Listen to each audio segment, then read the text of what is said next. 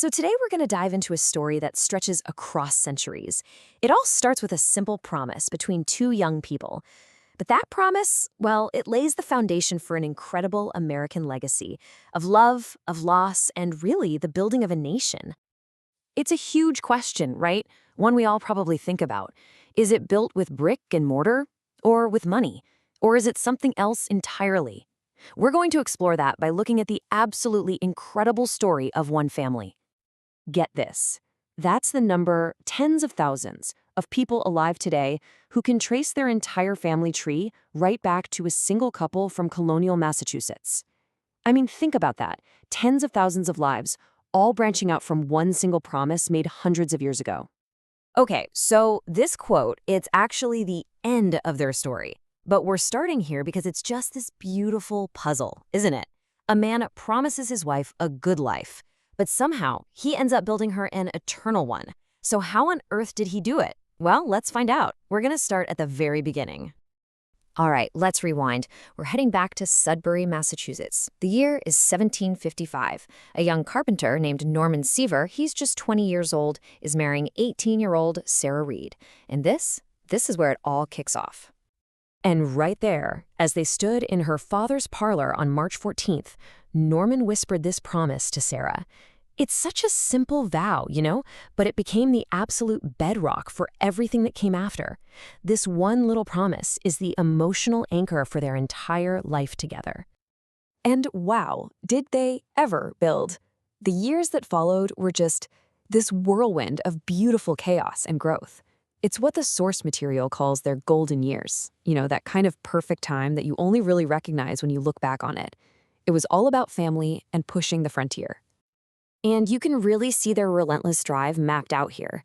They start in Sudbury, have their first 3 kids, then they make a huge investment, 120 pounds, which was a ton of money back then, for 100 acres in Shrewsbury and add 6 more children to the family. Finally, they settle in Westminster. Every single move was a step up, this constant push to build a bigger, better life for their growing family. And that brings us to this number, 13. All told, Norman and Sarah had 13 children. The last one, Lucinda, was born in 1780 when Sarah was 45 years old. Can you imagine 13 blessings? There's this amazing story that after Lucinda was born, Norman just looked around the room at his wife and their 12 living children, and he was so overcome with emotion that he just declared, "I am the richest man in Massachusetts." His wealth wasn't about money. It was his family. But here's the thing, right? Their personal family story isn't happening in a vacuum. While the Seaver family is growing and growing, so is the idea of America itself.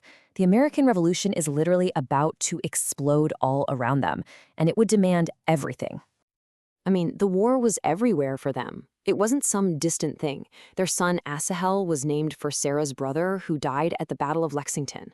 Another daughter, Faitha, was born while Norman was away serving as a lieutenant. This family knew sacrifice and separation firsthand.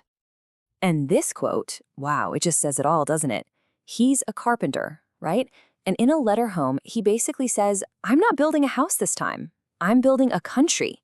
He saw his own personal sacrifice as the ultimate act of construction.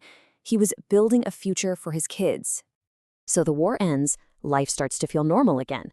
But then, on one hot summer day in 1787, everything changes, just like that.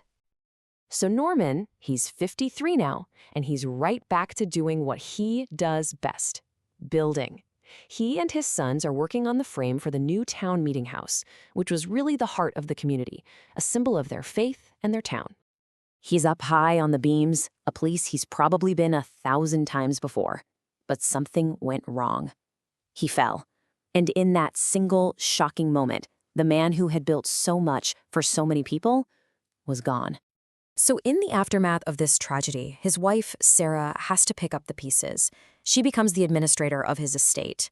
And here, you can see it all laid out, the tangible value of his life's work, all tallied up in pounds and shillings. 106 acres, his tools, all his personal property. But as you're looking at those numbers, the source just hits you with this devastatingly beautiful question. You can count up the acres, you can count the tools, but how do you inventory love? How do you put a value on a father? It forces you to ask, What was his real legacy? Because that was his real legacy, right? It was his family. Sarah and their 12 surviving children, they carried on. That promise Norman made all those years ago wasn't broken by his death. It was really just entering a new chapter. They say Sarah would go to Norman's grave every single Sunday, and she'd just talk to him. She'd tell him that she saw him everywhere, in their son's hands when he worked, in their daughter's kindness. His legacy wasn't buried 6 feet under. It was alive, walking and breathing in their 12 children. And today, there's an emblem on his gravestone marking him as a patriot of the revolution. But his true monuments, they're the tens of thousands of descendants who are here today because of that one promise he made. He wasn't just a patriot, he was a builder of a family, a community, and a nation. In promising to build a good life, he accidentally built an eternal one. And that brings us right back to the beginning, doesn't it? A simple promise to build a good life became an eternal one through family, through sacrifice, and through love.